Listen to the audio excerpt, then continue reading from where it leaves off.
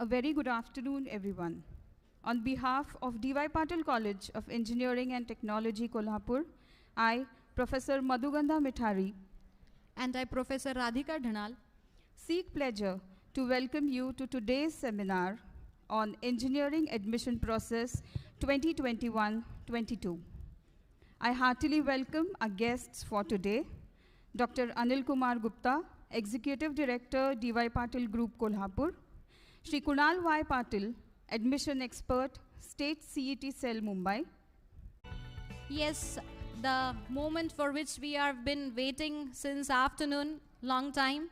It's all about the lot of questions that you have in your mind, isn't it? So the answers of all that is with one single person. Before we start with the next session, first of all, I would request Dr. Litesh Malde, registered D.Y. Patil College of Engineering and Technology, Kasba Pauda, Kolhapur, to felicitate our speaker for today, Shri Kunal Y. Patil, admission expert from Maharashtra State MHT CET Cell, Mumbai. Kunal Y. Patil sir is Dean DT Mumbai and is one of the experts for today's seminar. He is working as an admission expert State CET Cell Mumbai. गेल्या 5 वर्षांपासून ते DT Mumbai अंतर्गत engineering, pharmacy, architecture, MBA, MCA अशा विविध technical अभ्यासक्रमांचे facilitation centre व ARC in-charge म्हणून कार्यरत आहेत. सर, मी तुम्हाला रिक्वेस्ट करते की तुम्ही आज आम्हाला सर्वांना इथे मार्गदर्शन करावं.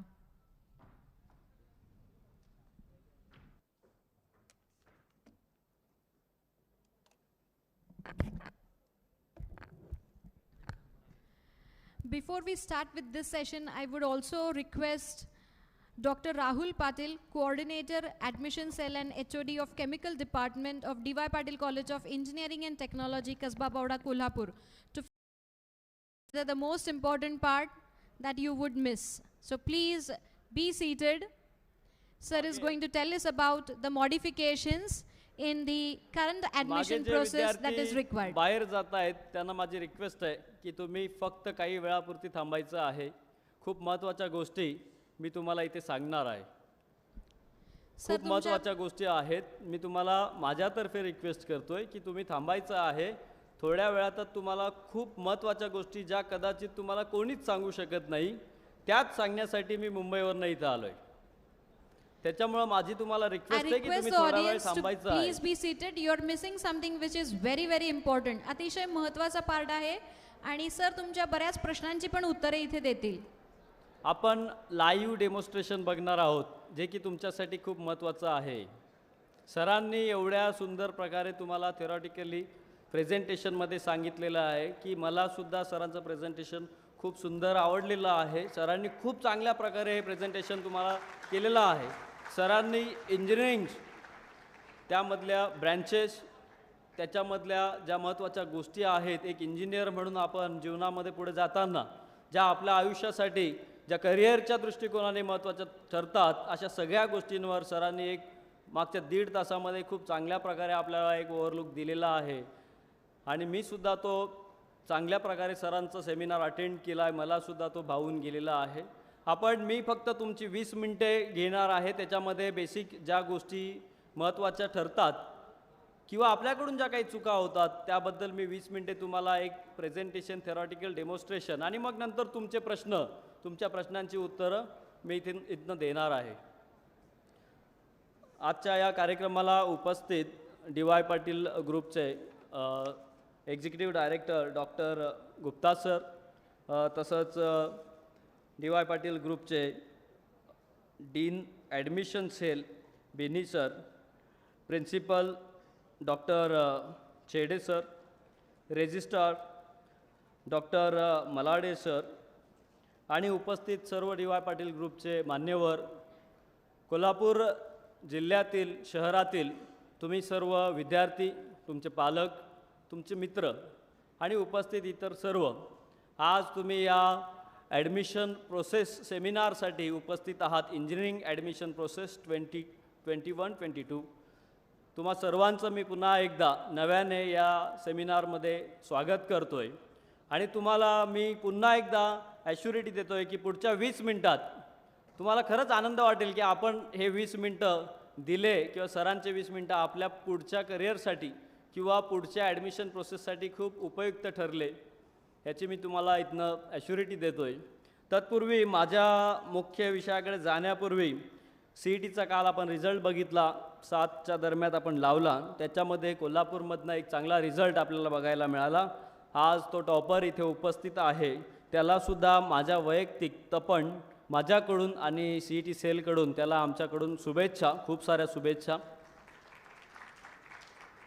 बघा, तुमच्यातलाच आज एक हिरा, म्हणजे अशक्य काहीच नसतं. हे शिकण्यासाठी आपल्या आजूबाजूला काहीतरी असावं लागतं. आपण नेहमी काय विचार करतो, अरे तिथे जाण्यासाठी ते रिसोर्सेस कमी पडले ना म्हणून गेलो नाही, अरे ते असतं तर मी तिथे पोचलो असतो, ते अजून मिळालं असतं, तसं मार्गदर्शन मिळालं असतं, तसं इन्फ्रास्ट्रक्चर मिळालं असतं, तसं सपोर्ट मिळाला असता. तो पण तुमच्या कोल्हापूरमध्येच राहतो. तो आज 100% घेऊन आलेला आहे. त्यामुळे तुम्हीसुद्धा करू शकत होतात. ठीक आहे, जाऊ दे, हा चान्स गेला. पुढे ॲडमिशन आहे, इंजिनिअरिंग करायची आहे, तिथे अभ्यास करायचा आहे, त्यामुळे तिथे तुम्ही ही गोष्ट डेफिनेटली करू शकता. ओके, तर त्यासाठी तुम्हाला शुभेच्छा आहेत. Basically engineering degree admission process जी असते ही आपण मागील 2007पासनं आपण वेगवेगळ्या स्वरूपात बदलताना बघतो आहे दरवर्षी.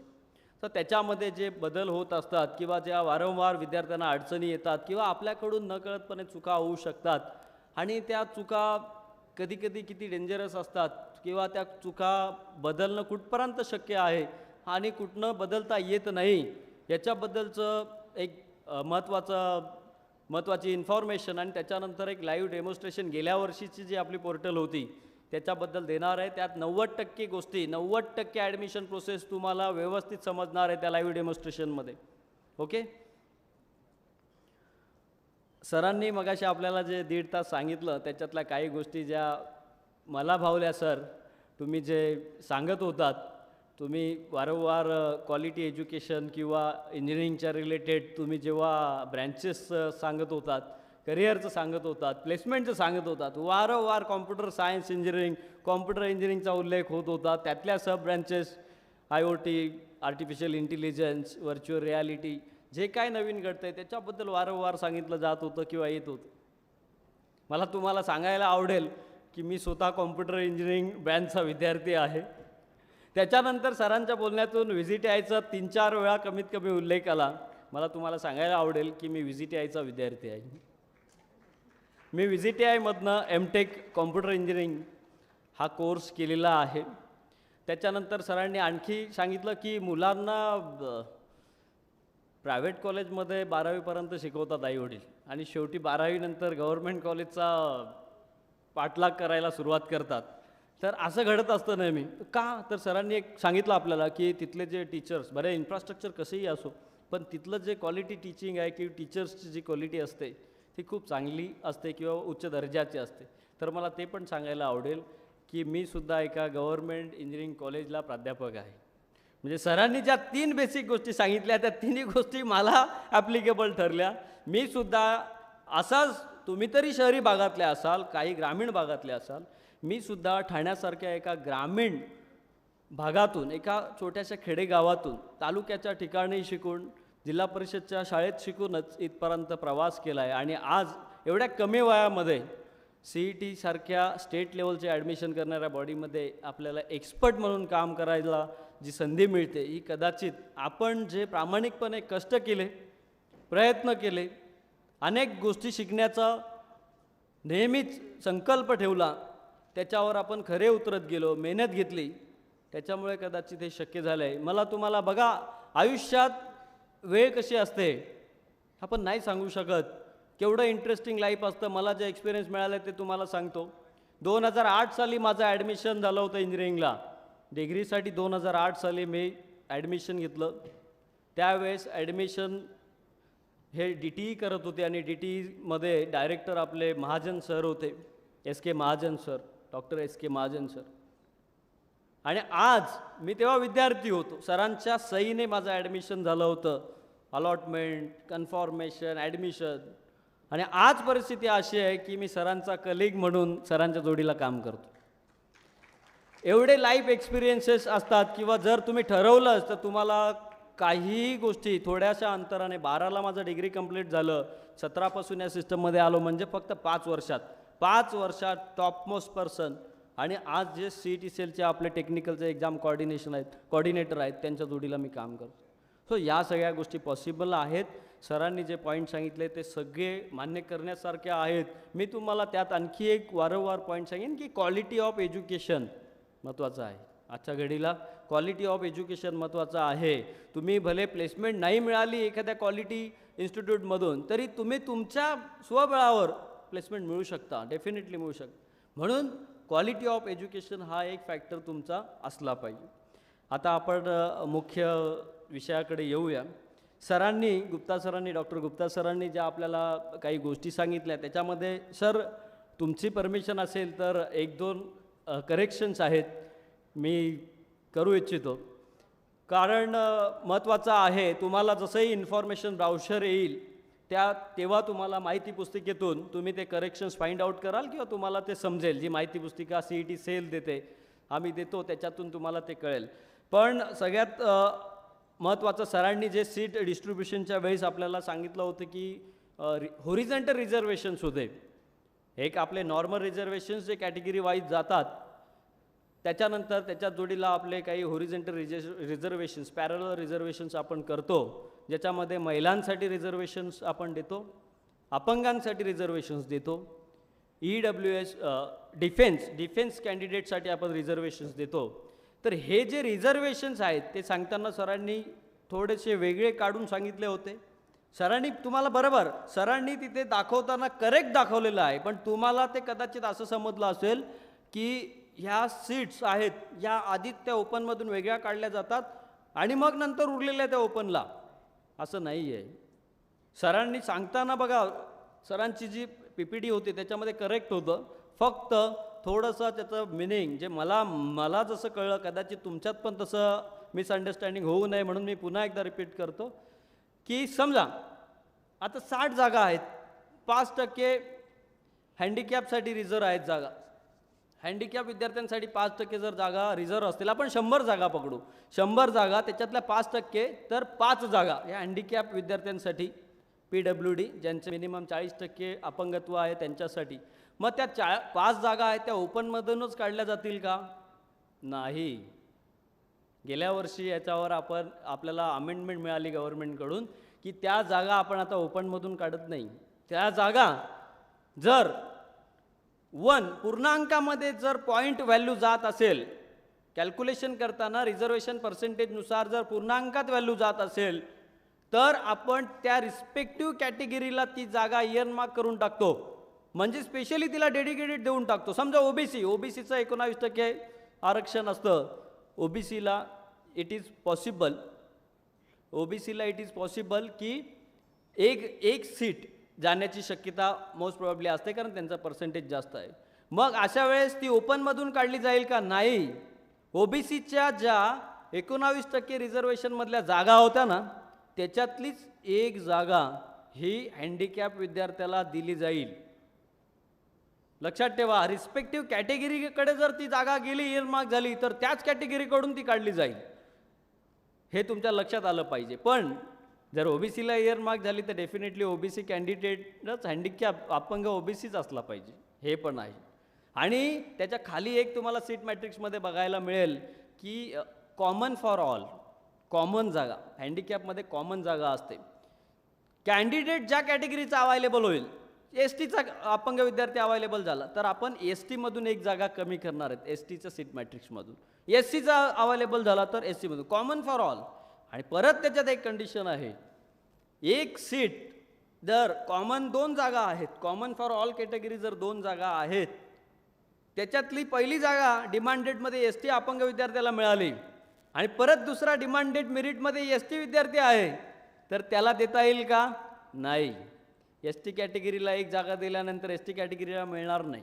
मग दुसरा त्याच्या खालचा जो डिमांडेड मेरिटमध्ये आहे विद्यार्थी, SC असेल तर SCला देता येईल, किंवा OBC असेल तर OBCला देता येईल. अशा प्रकारे ती जागा त्याच कॅटेगरीमधून एक मायनस केली जाते आणि ते बॅलन्स जो बॅलन्स आहे पर्सेंटेजचा तो साधण्याचा प्रयत्न गव्हर्नमेंट किंवा स्टेट CET सेल गव्हर्नमेंटच्या निर्देशांनी करत असते. हे लक्षात ठेवा, आपल्याला ते पर्सेंटेज बॅलन्स करायचे असतात. ऑर्फनची जागा सरांनी बरोबर सांगितलं, ती आपण मोस्ट प्रॉब्ली फार वेळा असं होतं की इक्वल होत नाही 50-50% म्हणून ती एक ओपनमधूनच आपण ऑर्फनची जागा बाहेर काढतो, ती ओपनमधूनच जाते. आणि जसं हँडिकॅपचं PWD सांगितलं, सेम टू सेम हे एक सर्व्हिसमॅन म्हणजे डिफेन्स कॅन्डिडेट जर असेल त्याच्यासाठी सुद्धा रूल सेम आहे. इथे जर कोणी डिफेन्स कॅन्डिडेट बसला असेल तर जे तुम्हाला मी अपंग विद्यार्थ्यांसाठी सांगितलं, PWD विद्यार्थ्यांसाठी सांगितलं, तेच सेम आपल्याला डिफेन्स कॅटेगरीच्या विद्यार्थ्यांसाठी सुद्धा लागू पडतं. दोन्ही ठिकाणी 5-5% रिझर्वेशन आहे. त्याच्यानंतर हे करेक्शन होतं सीट मॅट्रिक्समध्ये ओव्हर अँड अबो, जे सरांनी सांगितलं 60 असेल तर 10%, 6 EWS, त्याच्यानंतर 3 TFWS, तर हे बरोबर आहे. आणि आणखी एक जम्मू अँड काश्मीरचा आपण सरांनी जो उल्लेख केला, तर मोस्ट प्रॉब्ली महाराष्ट्रामध्ये ठराविक ठिकाणीच किंवा मोठ्या शहरांमध्ये ती जागा आहे, सगळ्याच ठिकाणी आपल्याला ती जागा पाहायला मिळत नाही. त्याच्यानंतर TFWS सरांनी खूप चांगल्या प्रकारे समजवलं, ट्युशन फी वेवियर स्कीम. ह्याच्यामध्ये सरांच्या PPDमध्ये तुम्हाला जर तुम्ही बेनिफिट घेतला TFWSचा तर कदाचित सरांकडे एक पॉईंट मिस झाला त्याच्यामध्ये की तुम्हाला ब्रँच चेंज करता येत नाही असं सरांनी सांगितलं होतं. तिथे दुसरा पॉईंट आहे, इन्स्टिट्यूटसुद्धा चेंज करता येत नाही. हे पण लक्षात ठेवा, इन्स्टिट्यूटसुद्धा तुम्हाला चेंज करता येत नाही. दोन्ही गोष्टी आहेत, ब्रँच पण तुम्ही चेंज करू शकत नाही, इन्स्टिट्यूट पण तुम्ही चेंज करू शकत नाही. त्याच्यानंतर सरांनी आपल्याला TFWSचं सांगताना सांगितलं होतं की ज्यांचं 8 लाखाच्या आत उत्पन्न आहे त्यांनी सगळ्यांनीच TFWS भरायला, चेक भरायला हरकत नाही. बरोबर आहे, पण मोस्ट प्रोबॅबली ओपन आणि OBCचे विद्यार्थी, पुन्हा एकदा सांगतो, TFWS हे ओपन आणि OBCच्या विद्यार्थ्यांनी भरा. SC ST NT DT या विद्यार्थ्यांनी, SC ST या विद्यार्थ्यांना ऑलरेडी जर ट्युशन फी माफ आहे तर तुम्ही TFWS भरून काय करणार आहात? ट्युशन फी वेवियर स्कीम लक्षात येत असेल तुमच्या ना. ऑलरेडी जर आपल्याला ट्युशन फी माफ आहे, परत आपण TFWSमध्ये मागायची जागा, एक लक्षात ठेवा. कारण TFWSमध्ये कोणाला जागा मिळते? इंटरसे मेरिट, ज्याला हायेस्ट मार्क्स आहेत त्यालाच मिळते. मग तुम्हाला जर TFWSमध्ये मिळेल का कॅटेगरीमध्ये जागा मिळेल? मला सांगा, लॉजिक सांगा, काय मिळेल, कुठे मिळेल जागा? तुम्हाला कॅटेगरीमध्ये मिळेल, TFWSमध्ये जागा नाही मिळणार. मग तुम्ही TFWSला जर चेक केलं आणि समजा TFWSला चेक करून तुम्हाला काही फरक पडणार नाही, तुम्हाला तीच फी. कधी कधी असं होतं की काही ठिकाणी लास्ट टाईम आम्ही काही CET सेलमध्ये कंप्लेंट्स रिसिव्ह केल्या का सर या कॉलेजला TFWSची फी एवढी आणि SCची फी एवढी आहे, मला तर SCची फी कमी पडते, मी SC आहे, मला SCची फी द्या. पण त्यांनी काय केलेलं असतं, TFWSचा चेकबॉक्स चेक केलेला असतो, त्याला TFWSची जागा मिळाली असते. आता काहीच करू शकत नाही. TFWS तर फी TFWSची, कारण ती स्कीम आहे, स्पेशल स्कीम आहे ट्युशन फी वेवियर. तुम्ही जर घेतली तर त्याच्यातच ॲडमिशन होणार आहे, मग SCचं बेनिफिट मिळणार नाही, STचं बेनिफिट मिळणार नाही. त्यामुळे ह्या चुका करू नका. ओपन आणि OBCच्या विद्यार्थ्यांनी विचार करू शकता TFWS भरायला, बाकी दुसऱ्यांना एवढं काय आवश्यकता मला वाटत नाही. तुम्ही इन्फॉर्मेशन ब्राउशर, माहिती पुस्तिकेचा अभ्यास करून ते तुम्हाला लक्षात येईलच. त्याच्यानंतर EWS फार महत्त्वाचा पॉईंट सांगतो मी इथे. सरांनी खूप सुंदर प्रकारे EWS समजवलं. त्याच्यामध्ये एक गोष्ट होती की फॉर्मॅट, सरांनी सांगितलं तुम्हाला की EWSचं सर्टिफिकेट लागतं तुम्हाला, ज्याच्यामध्ये कॅटेगरी नसते. म्हणजे EWSचं सर्टिफिकेट कसं असतं बघा, EWSचं सर्टिफिकेटमध्ये काय सांगितलेलं असतं की असा हा विद्यार्थी आहे, हा कुठल्याही मागासवर्गीय प्रवर्गात येत नाही आणि याचं उत्पन्न 8 लाखाच्या वर जात नाही, त्यामुळं हा EWS आहे. म्हणजे कुठलंही सोशल रिझर्वेशन नाही आणि 8 लाखाच्या वर प्रगत उत्पन्न गटात मोडत नाही, म्हणून याला EWSचं रिझर्वेशन द्या. पण हे सर्टिफिकेट 2 प्रकारे बनतं. विद्यार्थी मित्रांनो लक्षात ठेवा, आपल्या महाराष्ट्रामध्ये सगळे दाखले 2 फॉर्मॅटमध्ये बनतात. कॅटेगरीचा असू दे, नॉन क्रिमिलियरचा असू दे किंवा मग EWSचा असू दे, इन्कम सर्टिफिकेट असू दे. एक स्टेट फॉर्मॅट असतो आणि एक सेंट्रल फॉर्मॅट असतो. तुम्हाला सेंट्रल गव्हर्नमेंटच्या जर कामासाठी लागत असेल तर तुम्हाला दाखले सेंट्रल गव्हर्नमेंट फॉर्मॅटमध्ये घेऊन जावे लागतात. स्टेट गव्हर्नमेंटच्या कामासाठी जर तुम्हाला आवश्यक असेल तर स्टेट फॉर्मॅटमध्येच दाखले लागतात. मागच्या 2 वर्षात आम्ही वारंवार CET सेलमध्ये हे प्रॉब्लेम फेस केले. मला अत्यंत दुःख झालं. मी आज तुम्हाला त्याच भावनेने सांगतोय, असे मेरिटचे विद्यार्थी माझ्यासमोर तिथे येत होते, प्रश्न घेऊन येत होते, रिक्वेस्ट करत होते, पण माझे हात बांधलेले होते. आम्ही तुम्हाला मदत करायची इच्छा असून, तुमचं कॅलिबर, तुमचं टॅलेंट असून सुद्धा काहीच करून देऊ शकत नव्हतो, कारण तुम्ही वेळ पण घालवलेला होता, डेडलाईन मिस झालेली होती आणि फॉर्मॅट चुकवलेला होता. म्हणून मी पुन्हा एकदा तुम्हाला विनंती करेन, रिक्वेस्ट करेन, आपण विद्यार्थी आहोत, विद्यार्थ्याचं काम काय आहे? आज मला तुम्हाला सर्वांना विचारायचं आहे, आपण विद्यार्थी आहोत, विद्यार्थ्याचं काम काय आहे? माझे वडील सरकारी नोकरी करतात, पोलीस ऑफिसर आहेत. काम कायदा सुव्यवस्था व्यवस्थित ठेवणं. मी आज टीचर आहे, CET सेलमध्ये एक्सपर्ट आहे, तिथे माझं जे प्रोफाईल आहे ते काम सांभाळलं. तुम्ही विद्यार्थी आहेत, तुमचं काम काय? अभ्यास करणं, माहिती मिळवणं, योग्य माहिती मिळवणं आणि ती व्यवस्थित समजून घेणं हे तुमचं काम आहे. तुम्हाला ही गोष्ट समजली पाहिजे. तुम्ही माहिती पुस्तिका आल्यानंतर 90% विद्यार्थी असे असतात सर की माहिती पुस्तिका वाचत नाही. 90%. मला सांगायला इथनं कमीपणा वाटतोय. मी आज त्या बॉडीमध्ये काम करतोय, मी तिथे एक्सपर्ट म्हणून काम करतोय. 90% विद्यार्थी, पालक असतील, शिक्षक असतील, तर लक्षात ठेवा 90% विद्यार्थी माहिती पुस्तिका वाचत नाही. का वाचत नाही? जी माहिती पुस्तिका बनवण्यासाठी आपल्याला एवढा वेळ द्यावा लागतो, सरकार एवढा वेळ देतो, अमेंड झालेले नवीन रूल्स रेग्युलेशन्स आपण त्याच्यात टाकत असतो, नवीन प्रोसिजर आपण बदललेली टाकत असतो, आणि ती जर आपण वाचत नसू, आपल्या मित्राच्या सांगण्यावरून, आपल्या नातेवाईकाच्या सांगण्यावरून, आपल्या बॅकडेटेड नॉलेज असलेल्या टीचरच्या सांगण्यावरून, सायबर कॅफेवाल्याच्या सांगण्यावरून जर आपण ऑप्शन रजिस्ट्रेशन करत असू, डॉक्युमेंट अपलोड करत असू, ऑप्शन फॉर्म भरत असू, अलॉटमेंट सेल्फ ARC करत असू, तर ही किती चुकीची गोष्ट आहे. आपलं करिअर आपण दुसऱ्याच्या हातात दिल्या टाईप करतो ना. आपलं करिअर नेहमी आपल्या हातात असलं पाहिजे. लक्षात ठेवा, आपलं करिअर दुसऱ्याच्या हातात देता कामा नये. या जगातला सर्वात दुर्दैवी माणूस जर कोण असेल, तर मला आज इथनं सांगायला गमतीशीर भाग आहे.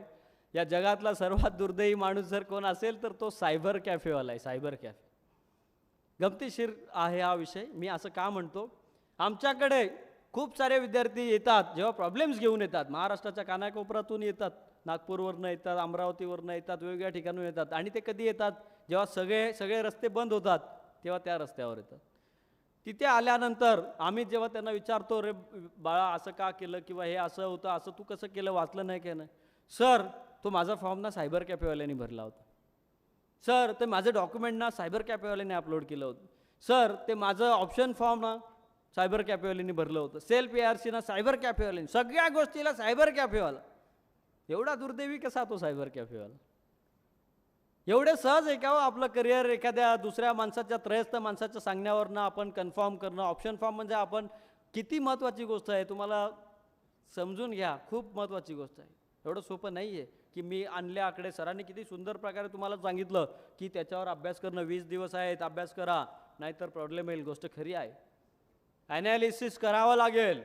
बॅकडेटेड डेटा अवेलेबल आम्ही का वेबसाईटवर करून दिलेला आहे? याच्यासाठीच. सरांचं सांगण्याचं तात्पर्यच ते होतं की तुमच्याकडे माहिती आहे, ॲनालिसिस करा, वाचा, तुम्हाला पण गोष्टी क्लिअर होतील, तुम्हाला पण आयडियाज येतील, आणि तुम्हाला पण तुमच्या क्वालिटीनुसार, तुमच्या दर्जानुसार, तुमच्या गुणवत्तेनुसार चांगल्यात चांगला रस्ता किंवा चांगल्यात चांगली सीट मिळवता येईल. म्हणून तुम्हाला ॲनालिसिस करावं लागेल, अभ्यास करावा लागेल. ही गोष्ट लक्षात ठेवा. त्याच्यानंतर स्कॉलरशिपबद्दल सरांनी खूप चांगल्या प्रकारे तुम्हाला गाईड केलं. काही स्कॉलरशिप ज्या AICTच्या सुद्धा आहेत, त्यासुद्धा स्कॉलरशिप तुम्ही बघा. AICT सुद्धा विद्यार्थ्यांना, टेक्निकल एज्युकेशन घेणाऱ्या विद्यार्थ्यांना स्कॉलरशिप देत असते, त्या तुम्ही बघा. तसंच अपंग विद्यार्थ्यांसाठी समाज कल्याण विभागाच्या, तसंच अपंग विद्यार्थ्यांसाठी स्पेशल काही स्कॉलरशिप असतात. इथे अपंग विद्यार्थी कोण असेल तर त्यांनी डेफिनेटली त्या बघितल्या पाहिजे, त्याचा ॲडव्हान्टेज घेतला पाहिजे. त्याच्यानंतर मग आपण आता मेन टॉपिककडे येऊया. बेसिकली विद्यार्थी मित्रांनो, स्टेट CET सेलमार्फत जी ॲडमिशन प्रोसेस राबवली जाते कोणत्याही डिग्रीसाठी, त्यावेळेस मोस्ट प्रॉब्ली मागच्या काही वर्षापासून आपण जर मेथड बघितली तर 3 टप्प्यामध्ये गोष्टी होत असतात. 3 टप्पे. 3 टप्पे लक्षात ठेवा. सिम्पल आहे, सिम्पल आहे. आत्ता फक्त पुढचे 10 मिनटं कॉन्सन्ट्रेशन करायचं. ॲडमिशन प्रोसेस कशी जाते तुमच्या डोक्यात फक्त प्रोसेसचा फ्लो आला ना की तुमच्या लक्षात राहील, चूक होणार नाही, चूक होणार नाही. फ्लो लक्षात घ्या. सगळ्यात महत्त्वाचं 3 टप्प्यामध्ये 3 स्टेजेसमध्ये ॲडमिशन प्रोसेस होत असते. पहिली स्टेज ज्याला पहिले आम्ही FC फॅसिलेशन सेंटर FC स्टेज म्हणायचो, ज्याच्यामध्ये विद्यार्थ्यांचे ॲप्लिकेशन फॉर्म भरून घेतले जातात, रजिस्ट्रेशन केलं जातं. विद्यार्थी त्यांची पर्सनल इन्फॉर्मेशन, शैक्षणिक माहिती, जात प्रवर्गाबद्दलची माहिती आणि इतर माहिती भरून आपलं जे अर्ज आहे फी भरून CET सेलच्या वेबसाईटवर सबमिट करत असतो. त्याच्यानंतर आपण खाली जे रिक्वायर्ड डॉक्युमेंट्स आहेत, जर मी जातीचं रिझर्वेशनचं बेनिफिट मागितला तर मला जातीचं प्रमाणपत्र लागतं, व्हॅलिडिटी लागते. नॉन क्रिमिनलमध्ये मोडत असेल तर नॉन क्रिमिनल सर्टिफिकेट लागतो. या देशाचा नागरिक आहे हे सिद्ध करणारं एक डॉक्युमेंट लागतं. प्रत्येक ठिकाणी लागतं आपल्याला. नॅशनॅलिटी सर्टिफिकेट नसेल तर काढून घ्या, ऑप्शन आहे. ज्या विद्यार्थ्यांच्या लिव्हिंग सर्टिफिकेटवर नॅशनॅलिटी स्ट्रिक्टली मेन्शन असते त्यांना कुठल्याही प्रकारे नॅशनॅलिटी सर्टिफिकेटची गरज नाही. असलं तर चांगलंच आहे, नसलं तरी पण तुम्हाला लिव्हिंग सर्टिफिकेट ज्याच्यावर नॅशनॅलिटी इंडियन म्हणून मेन्शन आहे ऑप्शनल आहे, चालेल. बर्थ सर्टिफिकेट ज्या ठिकाणी प्लेस ऑफ बर्थ इंडियामधलं आहे ते डोमॅसिल आणि तुमचं नॅशनॅलिटीसुद्धा इंडिकेट करत असतं. लक्षात ठेवा. म्हणजेच लिव्हिंग, नॅशनॅलिटी, डोमॅसिल, लिव्हिंग आणि बर्थ सर्टिफिकेट इक्विव्हॅलेंट काम करत असतं, हे लक्षात ठेवा. हे सगळ्या ठिकाणी कंपल्सरी डॉक्युमेंट सगळ्यांसाठी आहे. टाईप A सरांनी सांगितलं ना, type A, type B, type C, type D, ते पण मी पटापट तुम्हाला सांगेन. 3 स्टेजेस. पहिला स्टेज 1 FC ARC, ज्याच्यात विद्यार्थ्यांचा पूर्ण रोल आहे.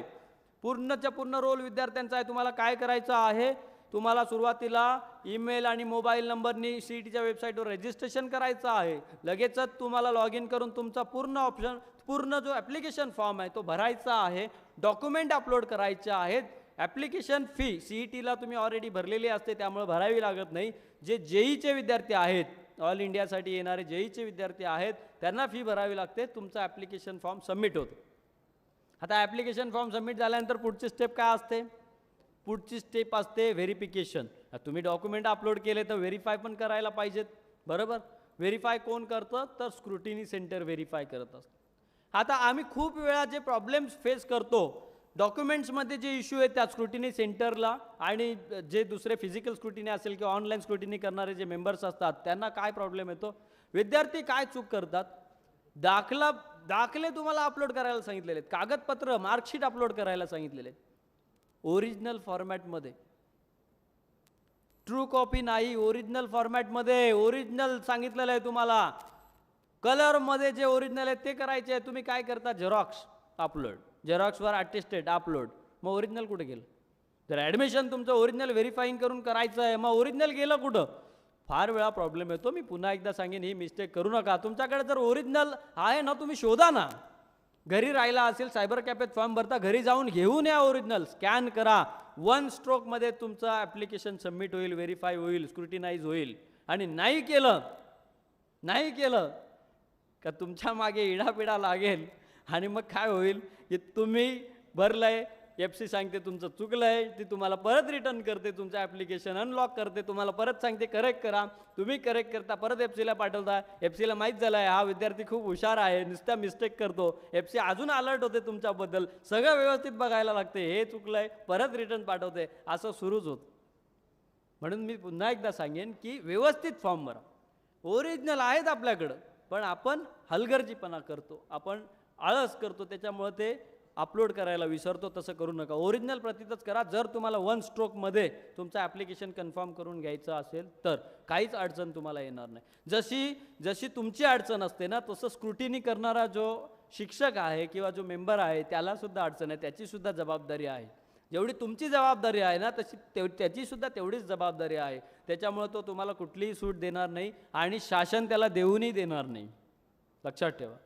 म्हणून तुम्ही काळजी घ्यायची आहे. ओरिजिनलच कागद स्कॅन करून व्यवस्थित दिसतील असे. आता कसं झालं आहे, आम्ही 2 वर्षापासून मागच्या CET सेलने मोबाईल फ्रेंडली वेबसाईट बनवलेली आहे. त्यामुळे फार विद्यार्थी काय करतात, घरी बसून मोबाईलवरच रजिस्ट्रेशन फॉर्म वगैरे डॉक्युमेंट वगैरे अपलोड करायचं काम करतायत.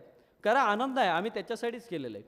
पण ते करत असताना डॉक्युमेंट प्रॉपर साईजमध्ये, कुठेही कट न होता, मार्क्स कुठेही व्यवस्थित दिसत नाही, नाव दिसत नाही, कास्ट समजत नाही, कास्ट सर्टिफिकेटचा किंवा इतर दाखल्याचा जो क्रमांक आहे तो दिसत नाही, असं नाही झालं पाहिजे. ब्लर डॉक्युमेंट्स अपलोड करतो असं नाही झालं पाहिजे. क्लिअर कट डॉक्युमेंट असलं पाहिजे. डॉक्युमेंट अपलोड झाल्यानंतर राईट साईडला इंटरफेसमध्ये आमच्या तुम्हाला बघायला मिळतं व्ह्यू डॉक्युमेंट. बघा ना तुम्ही, व्ह्यू क्लिक करा. व्ह्यू तुम्हाला जसं दिसणार आहे तसं समोरच्याला दिसणार आहे. तुम्हाला पण समजेल ना. तुम्हाला कधी समजतं जेव्हा समोरचा रिटर्न पाठवतो तुमच्याकडे अनलॉक करून का बाबा तुझं चुकलंय करेक्ट कर, तेव्हा तुम्ही बघायला जाते अरे हो हे तर मी माझं मार्कशीट भरायचं होतं, माझ्या आधी मित्राचा फॉर्म भरला त्याचं मार्कशीट अटॅच केलं. असे पण किस्से आहेत. कास्ट सर्टिफिकेट सांगितलं आहे विद्यार्थी मित्रांनो, पालक शिक्षक वृंद, कास्ट सर्टिफिकेट विद्यार्थ्याचं अपलोड करायला सांगितलं, विद्यार्थी पालकांचा अपलोड करतोय. कास्ट व्हॅलिडिटी विद्यार्थ्याचे अपलोड करायला सांगितलं, विद्यार्थी बहिणीचे अपलोड करतोय. 12वी झालेलो असतो आपण. हे कोणीच मान्य करू शकत नाही किंवा हे कोणालाही मान्य होणार नाही. आपलं प्रेझेन्स ऑफ माइंड राहिलं पाहिजे. ही प्रोसेस आपल्या करिअरबद्दल आहे, आपल्या येणाऱ्या भविष्याबद्दल आहे. 4 वर्षाचा कोर्स करायला चाललो आहे. हे जगातल्या नामांकित डिग्रींपैकी एक डिग्री आहे. मग एवढे हलगर्जीपणा कसे करू शकतो आपण? हे शक्य नाही. त्यामुळं मी पुन्हा एकदा तुम्हाला सांगतो, व्यवस्थितरित्या माझे दाखले कुठे आहेत ना, आज घरी गेल्यानंतर काय करा, घरी गेल्यानंतर तुमचे दाखले पहिल्यांदा सगळे व्यवस्थित काढून घ्या. सगळे व्यवस्थित कुठे आहेत दाखले, फोटो व्यवस्थित, स्कॅनर असेल स्कॅनरने स्कॅन करा, मोबाईलने व्यवस्थित स्कॅन करा, फोटो काढून घ्या, व्यवस्थित कट करा, क्रॉप करा आणि सेव्ह करून ठेवा. नावाने कसं करायचं सेव्ह ते पण सांगतो तुमच्या सोबत जाण्यासाठी. सेव्ह कसं करायचं, समजा माझं नाव कुणाल आहे, मी काय करेन, कुणाल _ OBC किंवा कास्ट _ CET, कुणाल _ नॉन क्रिमिनल, कुणाल _ नॅशनॅलिटी, कुणाल _ लिव्हिंग. म्हणजे तुमच्या लक्षात येईल की हे माझा दाखला आहे, हा दाखला आहे, आणि तो अपलोड करायला सोपा जाईल, कन्फ्युजन होणार नाही. त्यामुळे हे पद्धतशीर तुम्ही केलं पाहिजे. आता आणखी एक महत्त्वाची गोष्ट सांगतो, पालक असतील किंवा विद्यार्थी असतील त्यांनी व्यवस्थित ऐका. सरकार आपल्यासाठी काम करतात. संस्था ज्या CET सेल सारख्या आहेत त्या तुमच्यासाठी काम करत असतात, विद्यार्थ्यांसाठीच. मी इथनं तुम्हाला सांगतो, आम्ही फक्त तुमच्यासाठी आहोत. मी जर सरकारचा पार्ट असेल तर मी तुमच्यासाठी, CET सेल जर सरकारची संस्था असेल तर ती तुमच्यासाठी, तुमचं बेनिफिट, तुमच्याच गोष्टींसाठी आम्ही काम करतोय. तुम्हाला आनंद मिळावा म्हणून आम्ही काम करतोय. मग जर तुमच्या बेनिफिटसाठी आम्ही काम करतोय, सरकार अधिवेशनं घेऊन वेगवेगळ्या प्रकारचे कायदे करून तुम्हाला न्याय मिळावा म्हणून जर काम करत असेल तर तुम्हाला पण ते घेता आलं पाहिजे ना. तुम्हाला पण योग्य प्रकारे घेता आलं पाहिजे. मला जर आरक्षण आहे, आरक्षणचं बेनिफिट आहे, आणि जर माझ्याकडं जातीचा दाखला नाही आहे, जातीचा दाखला आहे तर व्हॅलिडिटीचा दाखला नाही आहे, व्हॅलिडिटी आहे तर नॉन क्रिमिनल नाही आहे, कसं काय बेनिफिट मिळेल हो? आपण प्रूव्ह केलं पाहिजे का हे माझं रिझर्वेशन आहे, हा माझा हक्क आहे आणि मला तो द्या. सरकार काय सांगतं की कोणावर अन्याय झाला नाही पाहिजे म्हणून आम्ही तुमचे कागद पडताळणी करतो ना.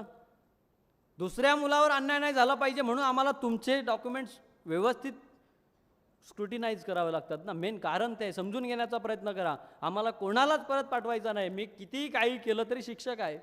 शिक्षकाला विद्यार्थी कसाही असला, पहिल्या बेंचवर काय बसला आणि शेवटच्या बेंचवर काय बसला, तो लाडकाच आहे ना. त्याच्यामुळे आम्हाला तुम्हाला परत पाठवायचं नसतं. महाराष्ट्रामध्ये आर्किटेक्चर जे आपलं प्रोग्रामिंग आहे डिग्रीचं ॲडमिशनचं, त्याच्यामध्ये मी गेल्या वर्षीची एक गंमत सांगतो तुम्हाला. 194 मार्क्स होते काहीतरी, आणि ती मुलगी सेकंड होती आर्किटेक्चरच्या मेरिट लिस्टमध्ये, सेकंड. ऑप्शन फॉर्म चुकीचा भरला. कोणतंही कॉलेज महाराष्ट्रातलं भेटलं असतं, तिला व्हॅल्यू नसलेलं किंवा त्या लेवलचा दर्जा नसलेलं कॉलेज मिळालं आणि ती आमच्याकडे रडत आली, सर मेरा तो इतना है, मुझे तो ये मिलना चाहिए था, मुंबई का ये मिलना चाहिए था, वो मिलना चाहिए था. हाउ इज पॉसिबल? तुम्ही जर चुकी केली, तुम्ही जर व्यवस्थित ऑप्शन फॉर्म भरला नाही तर आम्हाला कसं कळेल तुम्हाला काय पाहिजे? आम्ही तर तुमचे चॉईस बघितले, प्रेफरन्सेस बघितले, पहिला जो आहे त्याला घेतला. तुम्ही जशी सिरीज जोडाल, जसे प्रेफरन्सेस द्याल त्याच हिशोबाने आम्ही तुम्हाला देणार ना. आम्ही कोण तुमचे प्रेफरन्सेस बदलणार? त्याच्यामुळे ही आपली जबाबदारी आहे की मी जे प्रेफरन्सेस देतोय, ज्या चॉईस कोड टाकतोय त्याच्यातले प्रेफरन्स करेक्ट आहेत की नाही. एकदा नाही, दोनदा नाही, 10 वेळा बघा ना, 10 वेळा. मी अपडेट केलेला स्टेटस माझ्या आवडत्या व्यक्तीने बघितला की नाही हे 10 वेळा बघतो ना आपण. बघायचं असतं आपल्याला, मग ते पण बघत जा ना, गरजेचं आहे. 10 वेळा बघा. का माहीत आहे का? हे तुमच्या करिअरसाठी आहे, 4 वर्षासाठी, पुढे येणाऱ्या भविष्यासाठी आहे. म्हणून तुम्ही पुन्हा पुन्हा बघत जा, हे फार महत्त्वाचं आहे. त्याच्यानंतर आपण ज्या कॉमन मिस्टेक्स ज्या करतो त्या बघा, ऑप्शन फॉर्म भरत असताना आम्ही खूप एकदम युजर फ्रेंडली बनवले, फ्लेक्झिबल बनवले. ज्या चुका तुमच्या होतात पोस्ट ॲडमिशननंतर पोस्ट ॲडमिशन ॲनालिसिस होतं, त्यात आम्ही विद्यार्थ्यांच्या चुका किती होतात त्या बघत असतो, कुठल्या क्षेत्रात किती होतात त्याच्यानुसार अजून सिस्टम फ्लेक्झिबल होते.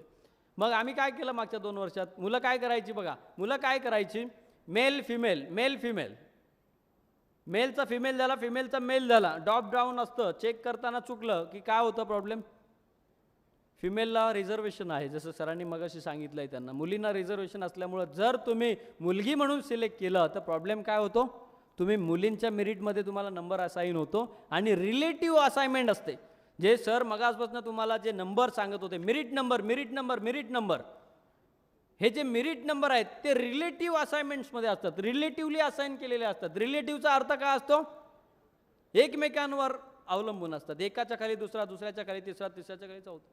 100व्या माणसाच्या मेरिटमध्ये मेरिट नंबर 100वा दिला आणि त्याच्या कागदांमध्ये फॉल्ट सापडला, काय प्रॉब्लेम होईल. 101वा विद्यार्थी होता, त्याला 100वी मेरिट मिळाली असती ना, रँक, ती मिळत नाही. मग तुम्ही काय चुकी केली, त्याची रँक घालवली, त्याला प्रॉब्लेम क्रिएट केला. म्हणून तुम्हाला पेनल्टी टाईपमध्ये असतं, तुम्हाला काही ठिकाणून ब्लॉक केलं जातं, काही ठिकाणून बाद केलं जातं, काही ठिकाणून रिव्हर्ट बॅक केलं जात नाही.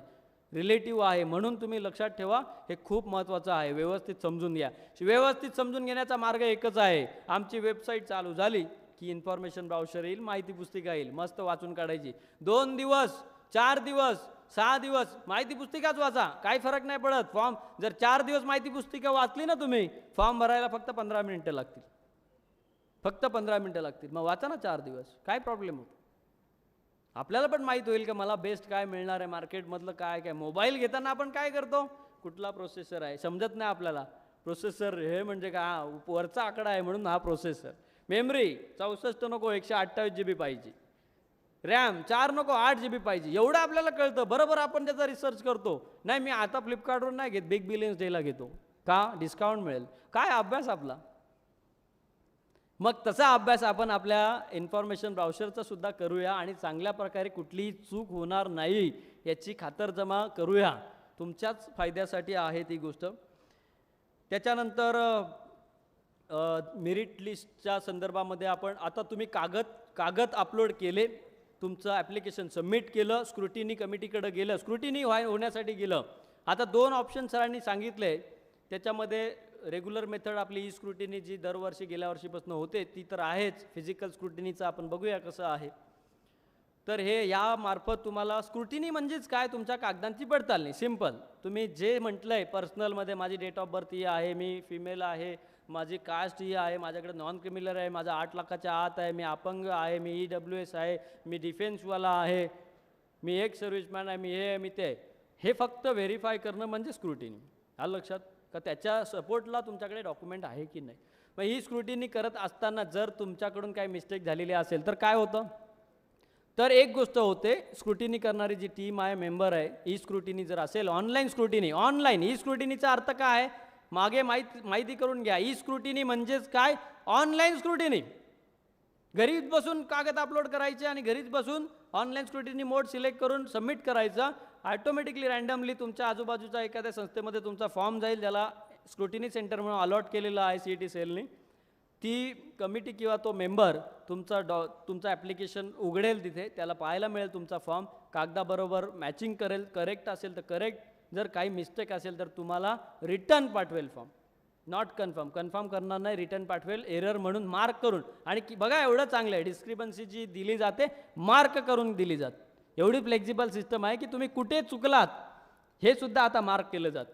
मार्क केल्यानंतर तुमच्याकडे तो फॉर्म जो लॉग झालेला असतो सबमिट केल्यानंतर, जर डिस्क्रिपन्सी आली तर तो अनलॉक होणार तुमच्या एंडवर, परत अनलॉक होणार तुमच्या लॉग इनमध्ये.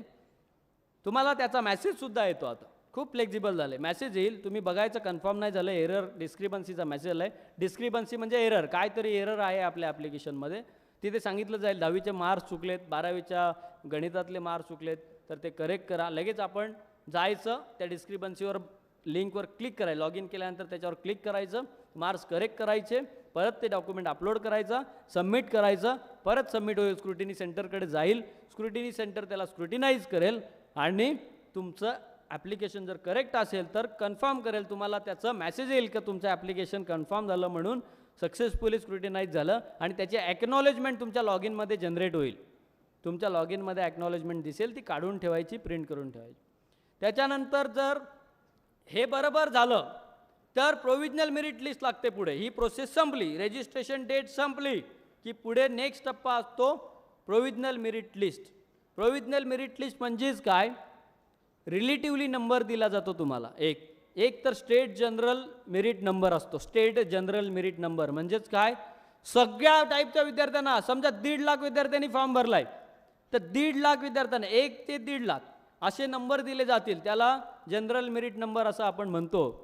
आणि मग दुसरा नंबर असेल, मी समजा ओबीसीचा विद्यार्थी आहे तर ओबीसी कॅटेगरीमध्ये माझा कितवा नंबर, मी समजा मुंबई युनिव्हर्सिटीचा विद्यार्थी आहे तर मुंबई युनिव्हर्सिटीमध्ये माझा कितवा नंबर आहे, मी समजा फिमेल कॅन्डिडेट आहे तर फिमेलमध्ये माझा कितवा नंबर आहे, मी समजा PWD कॅन्डिडेट आहे, अपंग आहे, कितवा नंबर आहे, डिफेन्सचा कॅन्डिडेट कितवा नंबर आहे, EWS आहे, कितवा नंबर आहे. म्हणजे हे जे नंबर असतात त्यालाच आपण मेरिट नंबर म्हणतो. कॅटेगरी वाईज, रिझर्वेशन वाईज तुम्हाला मेरिट नंबर मिळतात.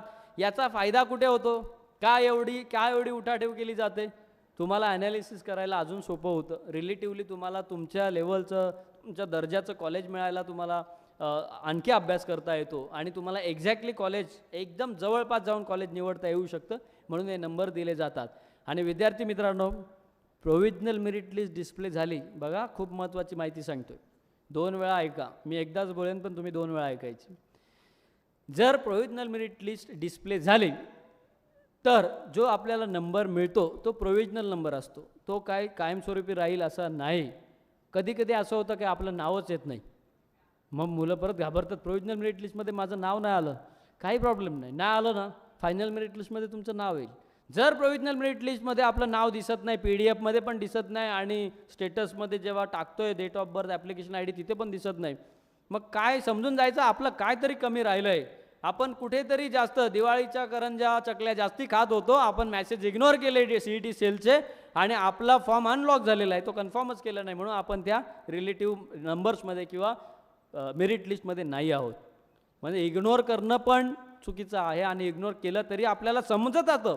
मी नेहमी म्हणतो, मला जे शिक्षक किंवा स्क्रुटिनिक टीम कॉन्टॅक्ट करत असते किंवा मी जेव्हा ट्रेनिंग घेतो, मी सगळ्यांना सांगत असतो की विद्यार्थ्यांना प्रत्येक स्टेजवर कळत असतं आपलं बरोबर आहे का चुकत असतं, फक्त त्याचं प्रेझेन्स ऑफ माइंड चांगलं पाहिजे.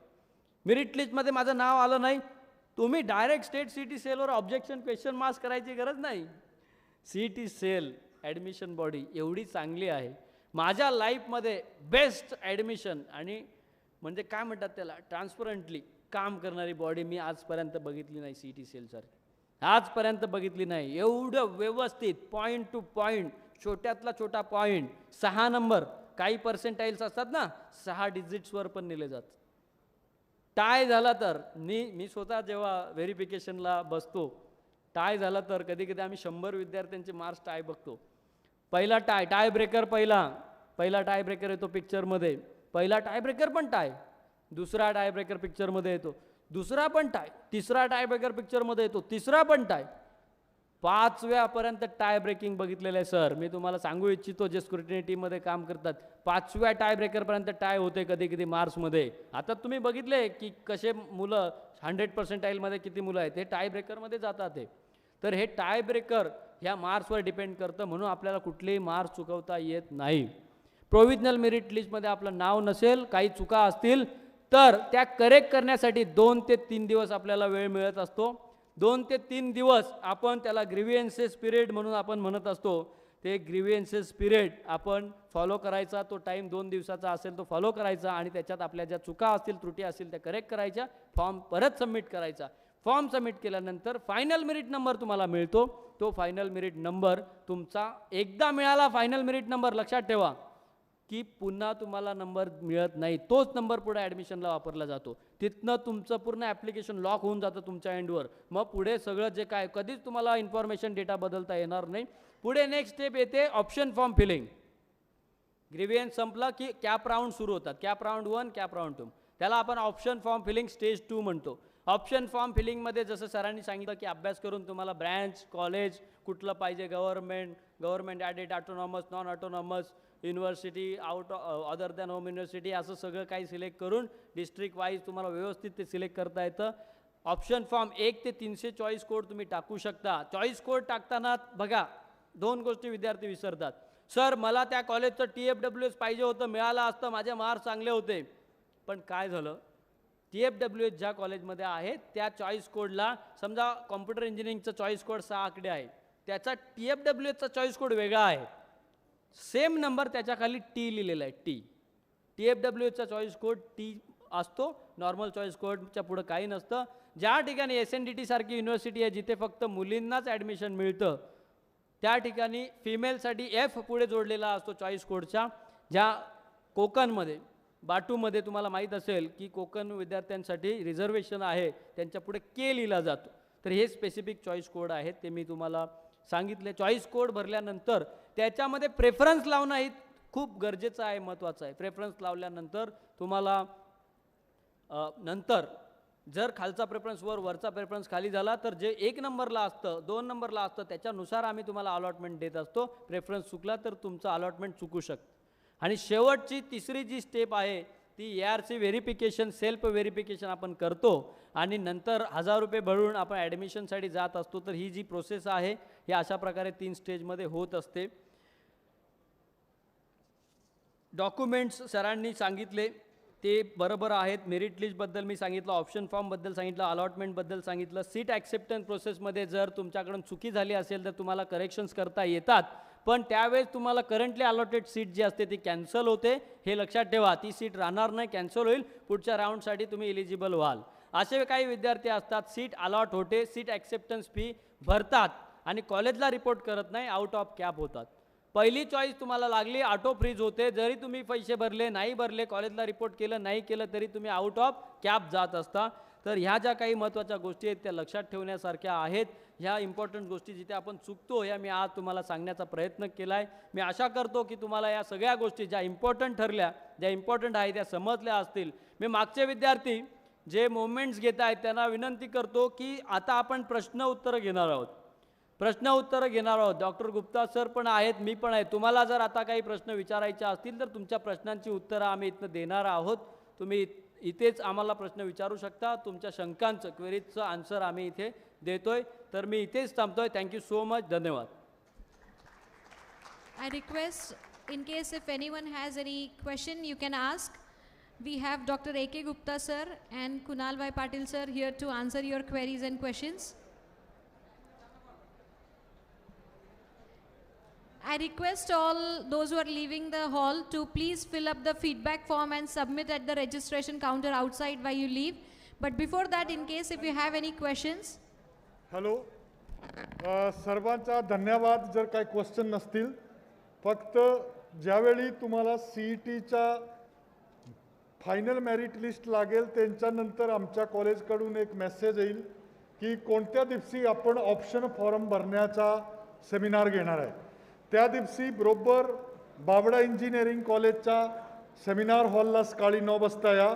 ऑप्शन फॉर्म भरून आपण आपल्या सर्व शंकांचं निरीक्षण करू. आपण सर्वांनी बहुमूल्य वेळ देऊन एक कार्यक्रम अटेंड केला त्याच्याबद्दल मनापासून धन्यवाद. आणि कुणाला काय प्रश्न असतील तर पर्सनली मला भेटून ते प्रश्नाचे मी उत्तर देऊ शकेल. Thank you very much. I thank everyone on behalf of D.Y. Patil College of Engineering and Technology, Kasba Bauda, Kolhapur. I especially thank the speakers and the guests for today for their valuable time and insights.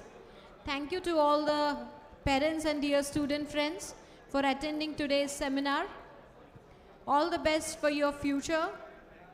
I also thank the management, our chairman, Dr. Sanjay Patil sir, and the entire D.Y. Patil group for their continuous support in organizing such kind of seminars and programs.